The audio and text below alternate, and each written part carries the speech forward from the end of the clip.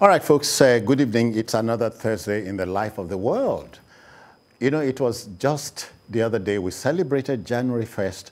Today it has got up to our knees already. That's how the times work. Welcome. I'm Citizen Jones Osen. Today we'll look at three specific stories. One, the Lagos State authorities are not just talking tough, they are acting it out. For contravening COVID-19 protocols, the state task force has gone ahead to close down an event center.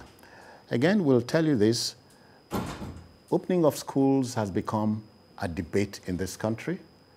Is UNICEF right? Is the presidential task force right?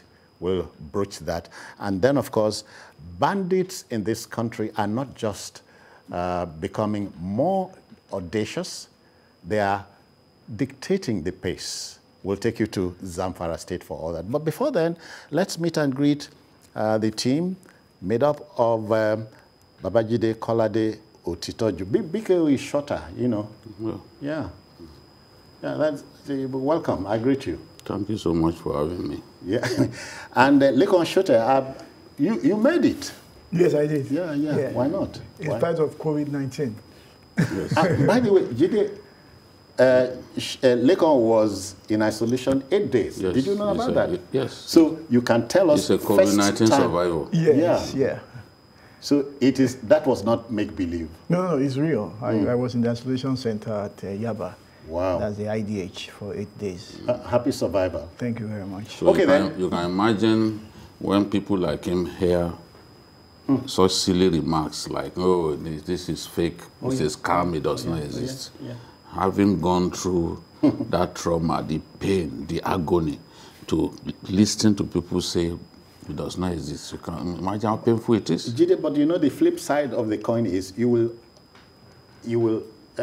more than admire them for the guts, because the guts must come from one horrible place. COVID no day here. It's ignorance. Okay. Listen, I was on Allen Avenue. The audacity of ignorance. Oh, yeah. Thank you. I like that. That's a good headline. You know, I was on Allen Avenue. I was going to buy newspapers or something. And then 4 of us were wearing those masks. And outside of those 4 of us, another maybe 50 people were walking. Ooh. None of them. They couldn't be bothered. So this man saw the 4 of us, and he just shook it. He said, COVID don't come back.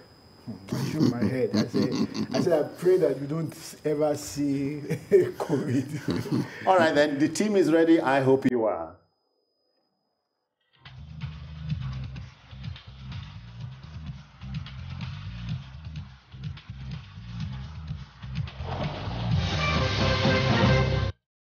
Okay, folks, let's get going. You know, Lagos State authorities are not just talking tough, they are acting it out. For daring to test the will of the government over COVID-19 protocols, the Lagos State Safety Commission and the Lagos State Task Force, in a joint enforcement exercise, sealed the popular, wait for it, but the popular Eco Club event center. That's in Surulere, Lagos.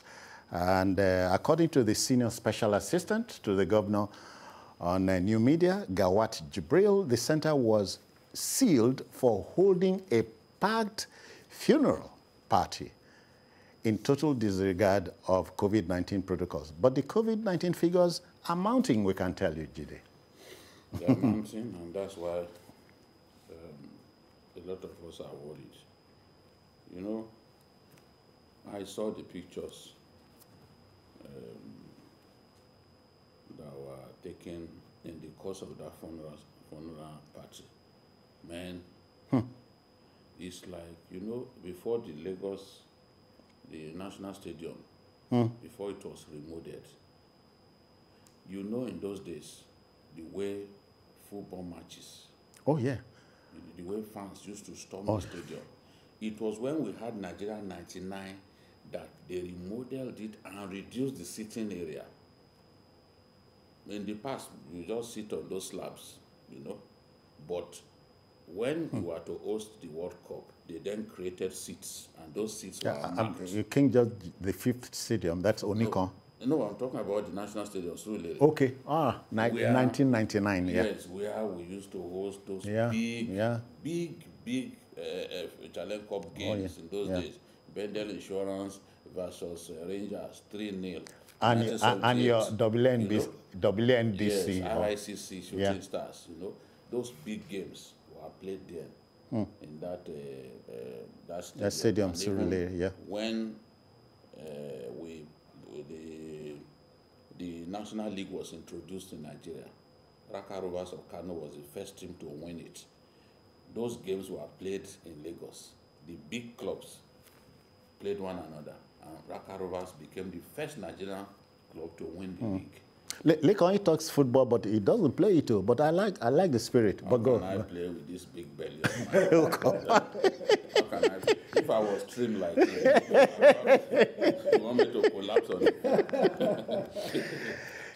So now, that time, when you see the crowd in the stadium, they will tell us, 100,000, capacity crowd, 100,000, 110,000. There was even a day, I think in 1979, when the match was played there, ICC Shooting Stars. Yeah. They played there. They won the game 2-0, but there was a stampede and people died.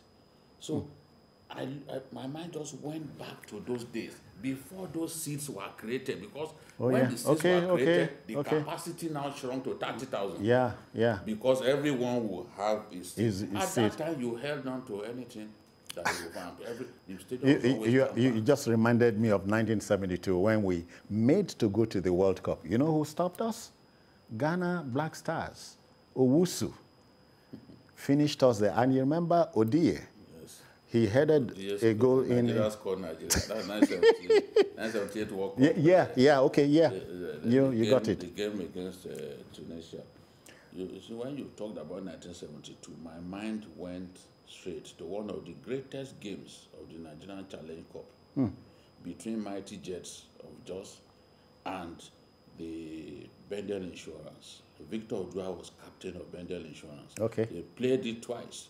The first leg was played in Lagos here.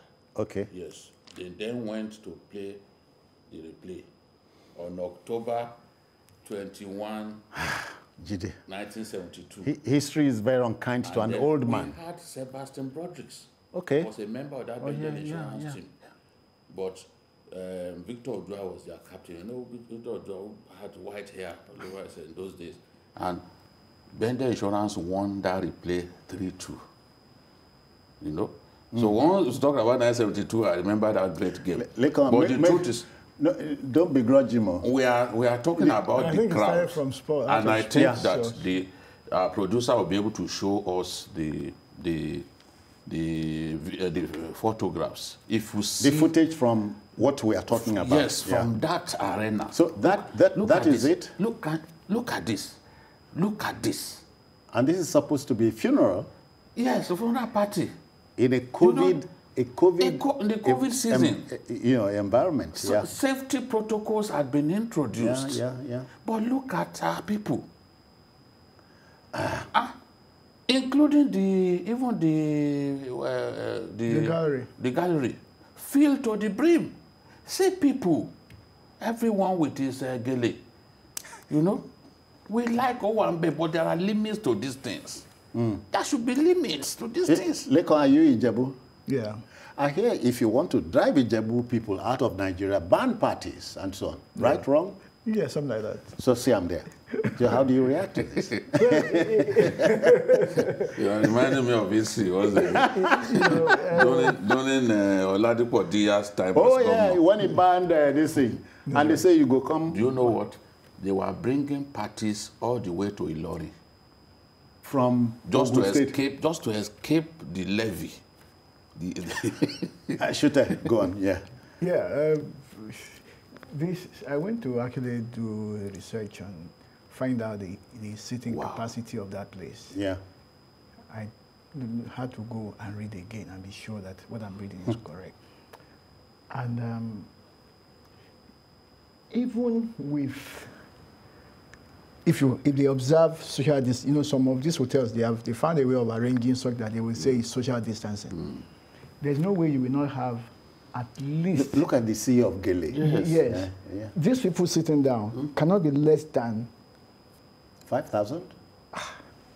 Man. It's no, even that space alone, just that section alone that we are looking at, those people that we start the first shot cannot be less than 300. And no vex, don't be all of them like the man where die. No, see, look at it's just like the stadium. Oh yeah. And it's so scary. Listen, I went to Djibouti. Now that you're talking about Djibouti, you know, I went for something. And I was to see a friend. He said, oh, come and meet me where I am. And I had no idea where he was. So I walked in. Okay. I saw, and I'm always, because of my experience, I'm always wearing the nose. You saw a sea of heads? Yes. And as I entered into the hall, I called, why don't you come and meet me? He said, no, I should come inside. I came inside. I saw a lot of people. And I said, well, okay, maybe since I'm wearing... I saw that the way they were looking at me, it was with contempt. You were strange, an odd fellow. That how could you wear a nose mask to this place? So it appears that the rules of this country is to disobey government, even when government is making sense. But seriously, is that us? Because this is not... No, is that us? We can't blame government for this. Okay. We can't blame government. I mean, this is us. This is how we just... This is us now. This is us. The government did not force us to come and do this. Yeah. As a matter of fact, government has gone to arrest them. This is not a government party now. Yes, it's not a government party. Just last week, you remember there was some people who went to discotheque and they took them to Alausa and they put them out in the sun. And they didn't even, some of them, you could see their faces, it didn't look as if they did anything wrong. Yes. Oh, yeah. You see, there are two things. One of them saying, can I ask you why you are arresting me? Yes. They are bringing you out of a strip bar. Yeah. You know, you're asking, can I ask you why you are arresting me? You know, go vex. Now let me now take you back to my experience as a student in America. We love to disobey rules. No, students there or Nigerians, wherever. I want to give you... You took it there. We took that attitude there. We have parties in an environment where we are making noise and we are disturbing neighbors. The neighbors. And the police, the neighbors will now call the police. The police... I'm very serious about this. Police will now come and walk us out. It's the same thing that we see happening here. This is not government. We cannot blame government for this one. There's something in us that just makes us to want to disobey. Makes you a peculiar people? Yeah, I guess so. How peculiarly? Somebody say we are peculiar mess or something like that. You know, something is wrong with this attitude. So government is right here. This one, they are... look, you are doing two things. Apart from exposing yourself to danger. Now, if you are a carrier, you are exposing others to danger. The least you could do is to social distance. This is not how to... I mean, look at these people. See the way they are sitting. Almost 10 persons around the table. In that place, you cannot have less than 2,000 people in that hall. I know that hall. No, there are certainly more than 2,000. They tell you that the sitting arrangement is 1.5. That is a lie. No, isn't it the one at Baja? No. By Bode Thomas. Okay. Yes. Off Adeniro. Yes. Okay. Okay, it's far a little bit. Yeah. Yes. You know, it is not true. They will tell you it's 1,500. I've used that hall before. I know what it looks like. Did you see if you can recognize anybody?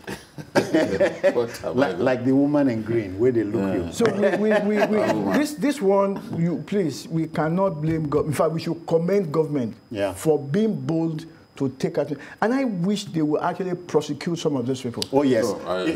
Goes beyond seizing an operating license. Yes. Goes beyond those people who went there, the patrons, those who sat down to eat in that place, they should be prosecuted. Yes. Even if it's just 24 hours with the police, in the prison, before they go home. Even if it's just a few of them, just to set the right example. Yes. You know, I saw a story that the owner of one of the nightclubs had been arrested and taken before an Butemeta Magistrates Court. I then read another story where one of the guys who was arrested right there at that club tested positive in the police cell. Wow. Yes. In the police cell that they were taken to, because they made arrests, they impounded vehicles, and they made about 43 arrests or so. And then they impounded vehicles. The guy then put it on social media that he had tested positive in police cell. And there can be Do you know how many people infestation there? Yes. Do you know how many people? And that's why the police, they're very careful now to even keep people in their cells, because the cells, police cells, and the prisons that we call correctional centers now will now be the avenue for the spreading of this virus. So it's a problem. It's a problem at this time that when you keep people in those cells, then the possibility of multiplication of the virus becomes and then those people those of them that are picked at clubs, they are also violating the curfew. So that's another issue. They should be prosecuted also for that. Lincoln, but you and I know that the so-called Nigerian factor or thing will set in. One phone call and somebody is let go. Whoever falls into that crack, let him suffer. Let him pay for the others. Because somebody must be prosecuted. Somebody must go back and tell the story. Yes. That, you know, I spent... I did the other day and this is what happened. Somebody must go back. You know, look, Jones, I was in the isolation center. I will see somebody, maybe yesterday evening, I will ask, they say he died this morning. Wow. Do you understand? Yeah. I will ask for somebody, they say, oh, they have taken him to a private hospital. And then the next thing I will hear is that that person has died in that private hospital. He thinks that IDH, where we were, is too plebeian. It's not upscale enough for him. See our people at the beach. Look at this. Look at this. One of the things I have against President Trump of America is this. Oh, yes. Utter disregard for this. And America is knocking almost 400,000 people dead now. For a contagion. Because if he did something at the initial stage, we wouldn't be here. Perhaps, perhaps, yes. He may have saved his presidency. And saved almost 400,000 people who are dead. And then possibly, maybe even we here, the thing would have been controlled very quickly. But no, because Americans come to Nigeria, Nigeria go to America. Yeah, Jide, it's okay, the people have been arrested, you are waiting for arraignment, but we must progress from arraignment to some punishment or another. Yes, there are still, I will encourage them, the Lagos state officials, to move around. Because there are still clubs violating not just the curfew, but the safety protocols put in place by the state government. All they need to do is go around. The thing is, impose a hefty fine. Yes. A hefty fine. Even if, because you cannot... In UK, this is a bailable offense. They pick you up, £500. This is a bailable offense, no doubt about it. You know, it's not murder, it's not manslaughter. That's right. But the fine has to be hefty. Yes. That is the only way people can learn. And there should also be the possibility of revocation of license. When people imagine that, look, if I run foul of the law, my means of livelihood could be taken away. They will sit up. Because a lot of these clubs are noise-proof. So you could actually be outside of the building and not hear a sound. What is going on, yes. So you won't know that anything is going on. Okay. You won't know. All right. You won't hear any noise at all. Everywhere is padded acoustic and all. You won't hear any sound. So, but they need to move around, and I'm happy that the commissioner of police is leading the way. Yes. He actually led the operation. You know, last weekend. So they need to arrest these ones too are picked up inside a club. And a lot of them are not based in Nigeria, or they came on holidays. In the UK, they cannot sidetrack the curfew, but they can come to Nigeria to do it because they believe here they can get away with blue murder. And they have been, relatively speaking. But can we quickly talk about the figures? We have 1,398. Yes. As at this afternoon. Yeah. So as at yesterday. Sorry. No, for last week. As at yesterday, 1,398 people, Nigerians, have died. But I'm going to tell you something. A lot of people are not accounted for. Yes. So if anybody goes and starts talking about 1,398, that person is fooling himself. There are more people that have died as a result. Listen, there's funny. It was after I felt that I realized that there's something like a stigma effect today, and I'm like, what? Which stigma are we talking about? If I stole money, then that could be stigma. I fell ill. No. So who has been stigmatized? People listen. Until I spoke. For stealing money, who don't stigmatize? That's a very good one. I read. Until I wrote about it in my column. Yeah. Some ministers, some commissioners who had COVID kept quiet. It was after I wrote that people started talking. Wrote about it in my column so that people will know that this thing is real. And I have had a direct experience with this thing, so that people can learn from it. That was why and I did some interviews with other TV stations, so that I can shout it out and let people know that this thing is real. Let people learn. People must know that this thing is not. But the point is that more than 1,398 people have died. Let's be realistic about this thing. A lot of people will say they are at home. They have died. There are no records. All right, okay. We must pass over. But again, the choice is yours. Staying alive or taking chances. At this point, it is not about God save us. God has given Jide Leko, this head is God. Tells you what's right, what's wrong. The Bible says, in all thy getting, get wisdom. So you have to be smart about knowledge. And you have a choice anyway. Okay, then, our next story. You know, the propriety or otherwise of opening schools amid a COVID-19 resurgence is an interminable one. The Presidential Task Force, PTF, has the prerogative of determining when schools must open. But then let's take a quick break and return. Please stay.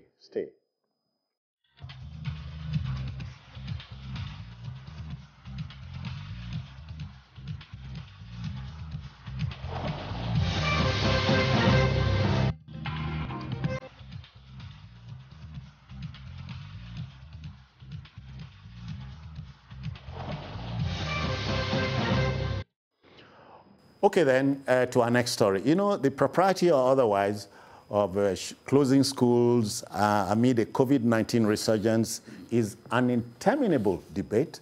Here it is, the Presidential Task Force, PTF, has the prerogative of determining when schools should stay open or close, and not the Ministry of Education. But then the UNICEF, United Nations, that sees to children's education, come on, I've missed UNICEF now, says government across the planet must spare no effort in keeping schools open. Do I understand the debate? Well, the way it is, we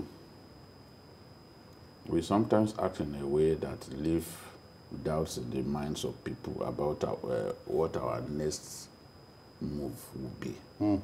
The way it is now, neither the PTF nor the ministry is prepared to not let schools reopen. What the minister said was, look, yes, the cases are rising, but if there is a need for it, if the clause if, yes, was very audible, we would not hesitate to shut schools. And then people felt, oh, the minister does not want schools to reopen, this and that. He never said so. And no such decision had been taken.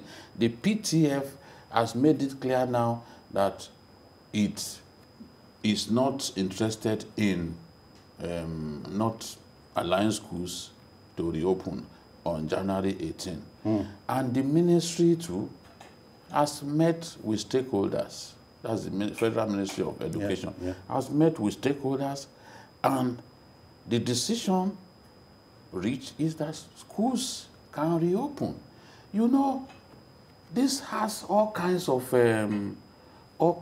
implications for not just the pupils, but for school owners. If schools are shut, the private schools, for example, they won't be able to pay their workers. They won't be able to pay. If it was tough during the lockdown, it was really tough. Lockdown the first time. Yes, it was tough because they pay the wages of their workers from the school fees. And the moment they started asking parents to pay for school fees, when those parents could see clearly that there was no intention to open schools, though they were teaching them online, the parents refused to pay. So whereas the teachers who were putting students through their paces electronically will still be paid for those months. So there are all kinds of implications for this. Don't also forget that for tertiary institutions, for example, a lot of the students, apart from private schools, a lot of the students have already lost a year. That's the way it is now for public schools, public tertiary institutions. A year is gone. Because since March, the children have been at home, the students have been at home. No, the ASU have been on strike, and no attempt was made, or no serious attempt was made to open schools. So this time around, though some of the issues, government has addressed some of the issues in relation to that came up between it and NASU, we now see clearly that NASU, the non-academic student union, non-academic staff union, and the Senior Staff Association of Nigerian Universities, they too are spoiling for. In fact, they are now, of course, I was listening to Peter Sadeyemi, who is the Secretary General of NASU, and he said, no, we can't reopen now. Why should schools be reopened now? Because classrooms are, classrooms are naturally overcrowded, hostels are overcrowded, you can't open schools now. The government must release money for individual schools to provide to the infrastructure that will ensure that this physical distancing at this time. For everything you call on the government to bring money, they are still tussling with ASU and the Ministry of Education, of the money over the 40 billion end academic allowance. It is called end academic allowance. But they have insisted that they must take out of it. The sharing formula has already caused some problems to the point that even the students are not sure when they will be back at school. And the students are taking the brunt, bearing the whole cross. Yeah, you see, I'm going to have to hold Mr. Boss Mustafa responsible for all this. The SSF Secretary, because he's the chairman of the Presidential Task Force. You see, if you look at the terms of reference of the Presidential Task Force, he says that the PTF will coordinate the multi-sectoral agencies and protocols that have to do with managing school calendar, COVID-19 COVID-19 issues in Nigeria. Because why are we talking about this? It's because of COVID-19. You know, and you know that he is the one that coordinates the ministers anyway. Therefore, I would have thought that he will engage, you know, the various sectors, as well as expert virologists, you know, we'll not sit down, because this is, if you zero this onto education alone, it's not, it's locked down that we are talking about. It's locked down. It's the bigger picture that we are talking about. It's not just education. It's the total lockdown that we are talking about. So we need to understand it. He needs to bring the various sectoral actors to come and discuss this thing. You understand? Let him create time. The coordinator, the one doctor who is the NACA chairman or something, Aliyu or something. Okay, yeah. Let him come. That's why he's employed to do that job. Let him sit down and come up with, you know, a plan for all those stakeholders to come and sit down and say, listen, you tell us your own issues. Let's discuss it. And then let's have a joint approach to this thing. And then all of us can then move forward. But when the Minister of State for Health, for example, says, oh, schools will open, then he comes back and says, no, I didn't say so, school will not open, you know. Just between himself and his minister, there is disagreement. I don't know whether to call it disagreement. And then the Minister of Education and the Minister of Health just say they are working at cross purposes. Something like that. At a time like this. Yes. And the chairman of the Presidential Task Force, I think he needs to. The president has given him this job. If this thing fails, I think it is Boss Mustafa that has failed. That's my verdict. Let's factor the UNICEF angle into all of this. So UNICEF is concerned because we've got to keep children busy, bring them back to school. They've already lost so much. In the course of the lockdown, and then the horrid closure of schools in December. Schools were told to quickly do their examinations and so that the children could just go home quickly because of the advent of the new wave of COVID-19. So they would want to see us put all of those safety protocols in place in schools.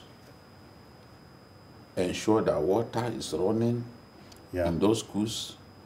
Ensure that sanitizers are placed in the strategic locations within the schools. Ensure that even teachers are provided with the necessary PPE. Yes.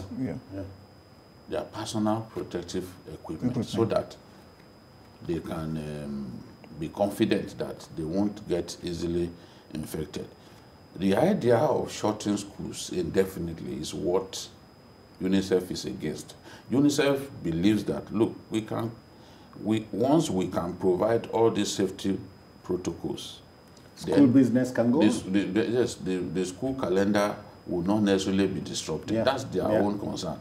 Now, plausible, logical?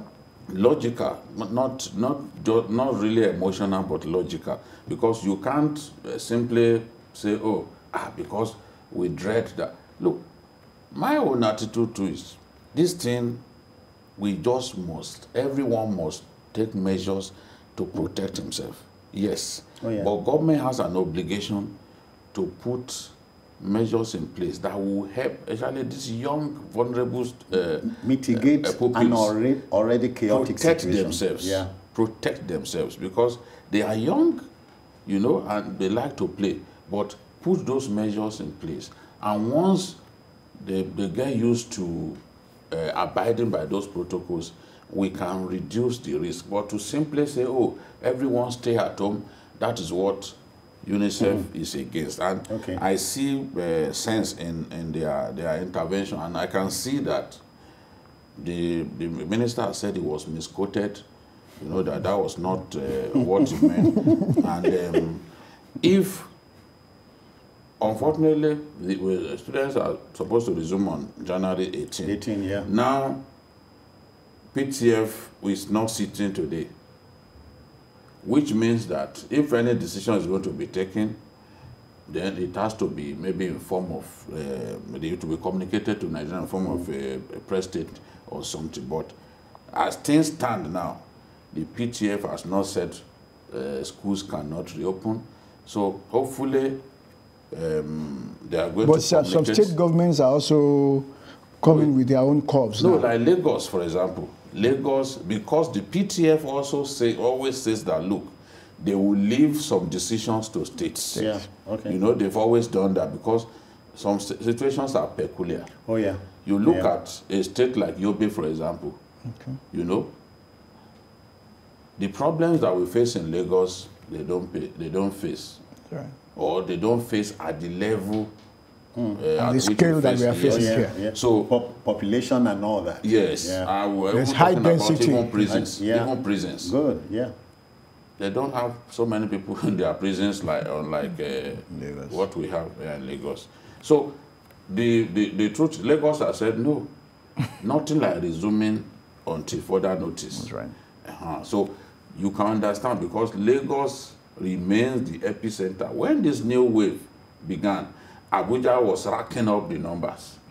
But Lagos has overtaken Abuja again by a huge margin. That's right. Audacious margin for that matter. So you can understand why the government is worried. It's really worried.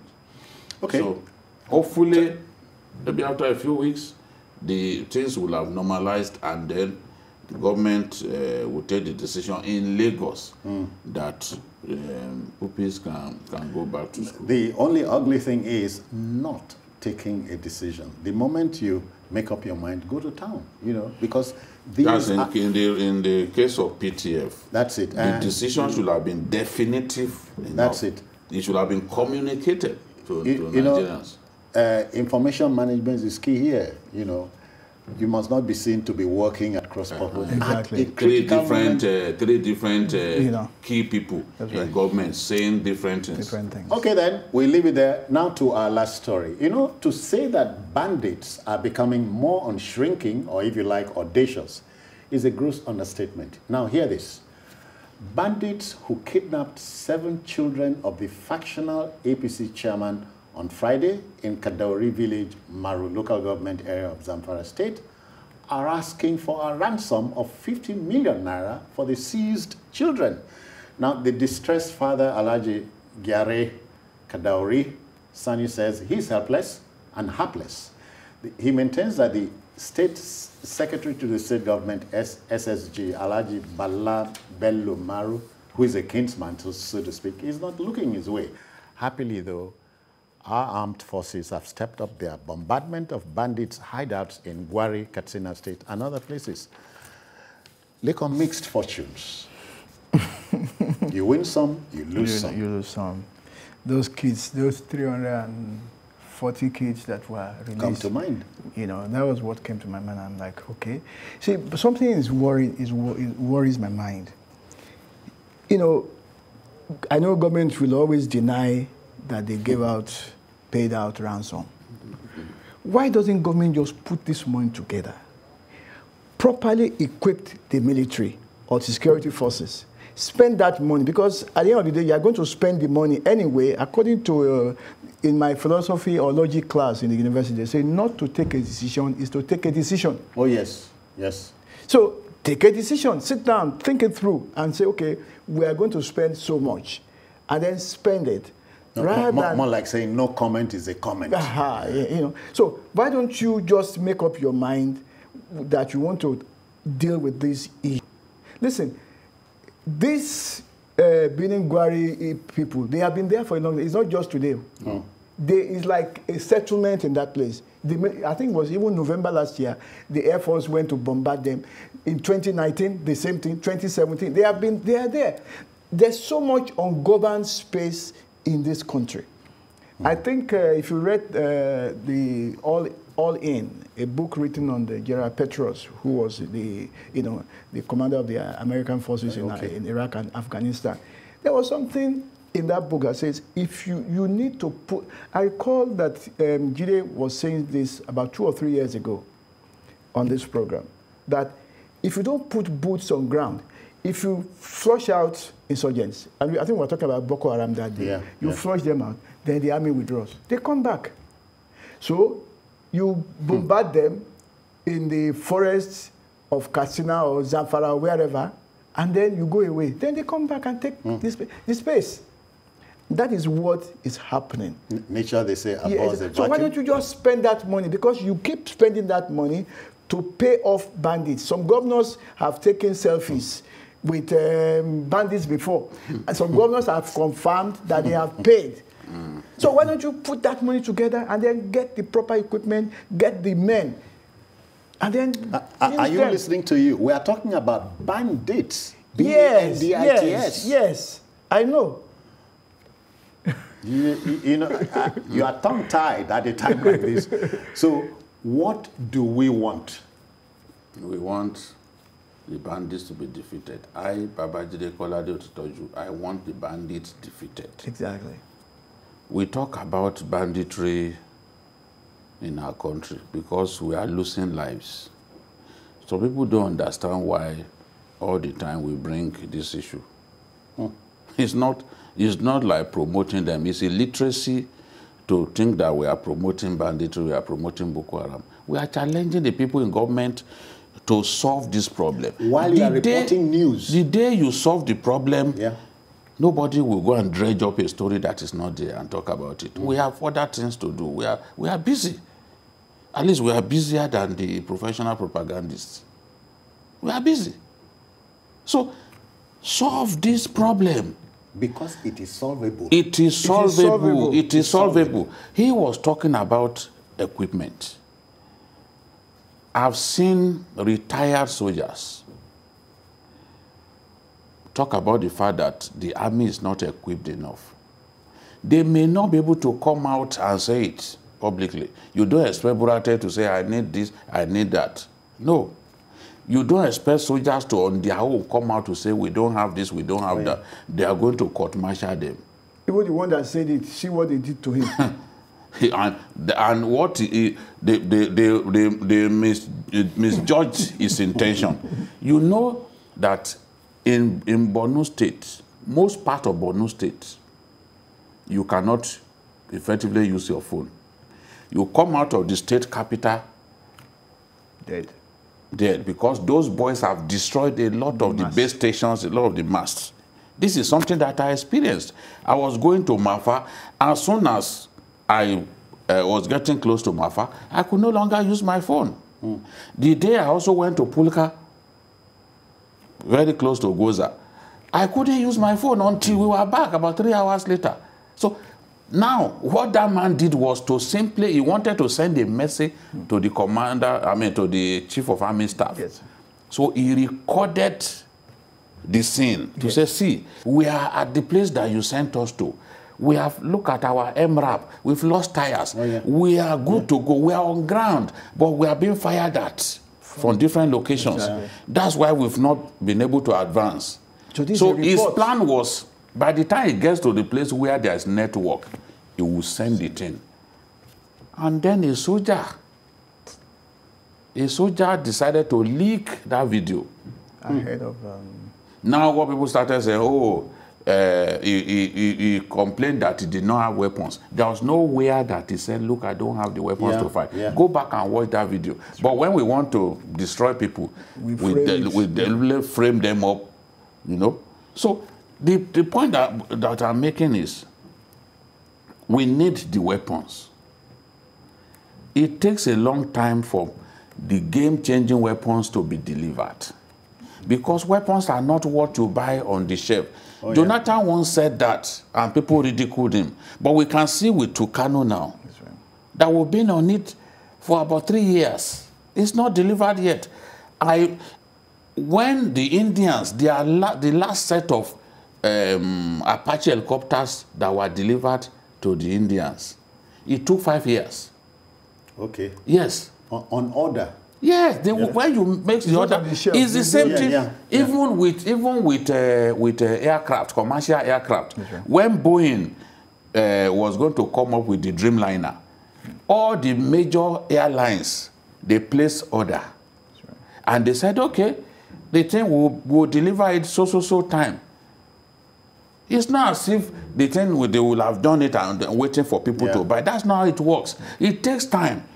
And we are saying that, yes, we need, for the kind of war that we are fighting, let us do our investigation.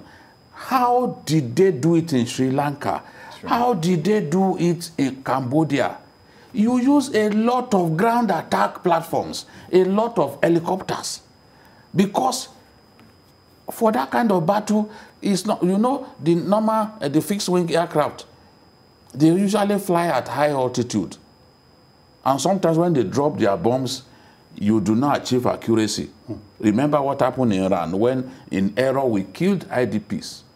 But the ground attack helicopters, they fly low and provide support. They provide support for the ground troops. And as we are exterminating them, the ground troops are moving in and taking position. I've always said that in that area, especially the northeast, we have never put enough troops on ground. I know areas that we have captured up to 3 different times. We've gone there. Once we leave the place, they will be back. And you don't hold it. Once we leave the place, they are back. Alagarno, for example, Alagarno, the spiritual headquarters of Boko Haram. We have captured Alagarno a number of times. But if you don't stay there, since the place is critical to them, they will be back. So for these bandits, I agree absolutely with him that placating these bandits will achieve nothing. Because I know that in Katsina, yes, it may have reduced, I mean in Zamfara, it may have reduced to when Yari was there. But they are still kidnapping people in Zamfara. After all, this person is Zamfara. It is business. Yes, they want to make their money. To the extent that you shoot a lot less bullets, but make more money. Exactly. So, Alhaji Gary Kadori is in distress as we speak. Yeah. His 7 children, and they're asking for... His 6 boys and the daughter of his friend. Okay, 7. 7 children in all. No, 6. 7 children in all. Yes, They are asking for a 50 million ransom. My question, what audacity? Audacity of what did you call it? Audacity of ignorance. You know, so you take the money, you package the money, go deliver. This one is audacity of brigandage. You go deliver the money, they go home, after some time, they come back. Wait, did you remember, you observed that he says that the SSG, who is his kisma, is not looking his way. From the He's looking to government to assist him. To assist him in solving that problem. He can't raise the money. He's now telling us that, well, because the governor is PDP and me and APC, see, they are, you know, abandoning me now. So at the end of the day, bandits don't know APC. At the end of the day, they don't care. All they public funds will be used. Public funds will be used. So that's what he's talking about. You know, that, you know, if you read his story, it's much wider, bigger than this. And the point is that at the end of the day, what he wants is the government to come and help him to pay. Because he can't pay. It's as simple as that. Where will he find the money? No, if he had 50 million, if he had 50 million, he said he doesn't have it anyway. He take it he even said, he said he if you don't want them to be killed. He said he doesn't have it. He said he was in his house in Guzo when he heard that this is what happened. You know, and then... we produce this Frankenstein by choice. The Frankenstein is here. Are we ready to deal with it? Well, we have to deal with it so that it doesn't consume all of us. You see, I want to say this. Those of us in the South who think, oh, it's the northern problem. No, it's here now. They don't know the issues that is here now. What is going on in Oyo State? That those bandits are here. And it makes sense to support every measure to exterminate them from Oyo State. They are here. Let's not deceive ourselves. We've seen people can kill a first-class traditional ruler in Ondo State when it was just 4 minutes to his house. Just 4 minutes to his house. Anything is possible. His driver was trying to quickly reverse as soon as he sighted them, and they opened fire. So they are here. They are here. You know? It's important for us to defeat these guys. Show them that they are not bigger than the Nigerian state. That is the message. People think that, you see, people don't like it when you say it because they think, every time you talk about it, you are embarrassing the government. No. They should stop thinking like illiterates. That's not, the point is these guys have to be defeated. Because any of us could be a victim tomorrow. You know, when he tried to... Lagos Ibadan Expressway here, did they not pick up expatriates? Listen, Jones, in 2019, I was in Owo with the daughter of Papa Fashionati and her husband. We were there for about 4 days. I think from a Thursday through Sunday morning, we all left the hotel together. I mean, they went their way when we came back to Lagos. The following Friday, she was killed. Yes. We passed through that same road. It could have happened to anybody. Yes. You understand? This is Ondo State. It could have happened less than how many hours drive from Lagos. It could have happened to anybody. We were all together for about 4 days. So imagine somebody that you spend Lagos, a weekend we have less than 60 seconds to go. Well, 120 seconds. Let's put it this way.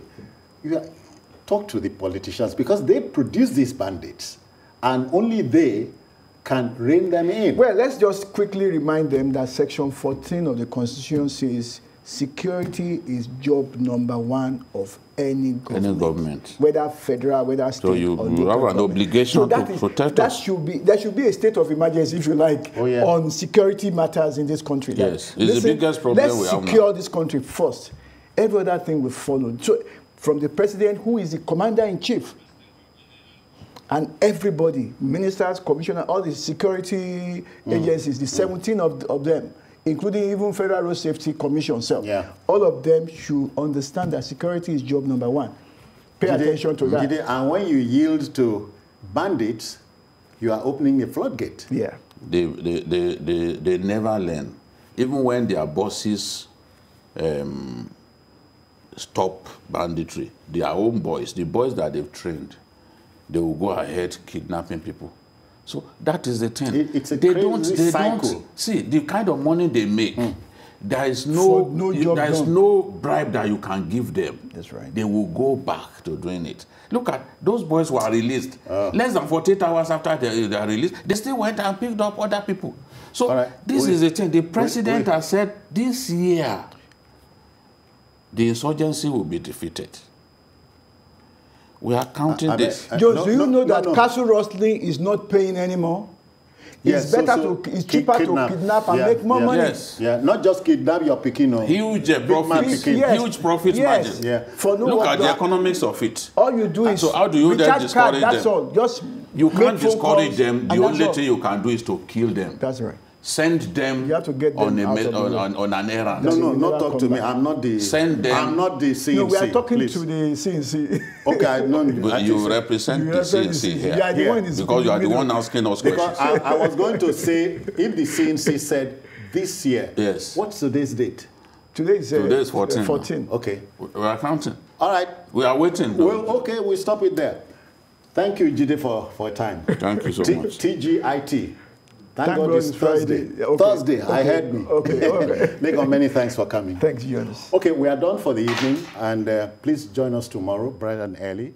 We're also on YouTube at youtube.com/TVC News Nigeria. On behalf of the Backroom Boys who are happy about seeing the new year, we say thank you for your time. Bye-bye now.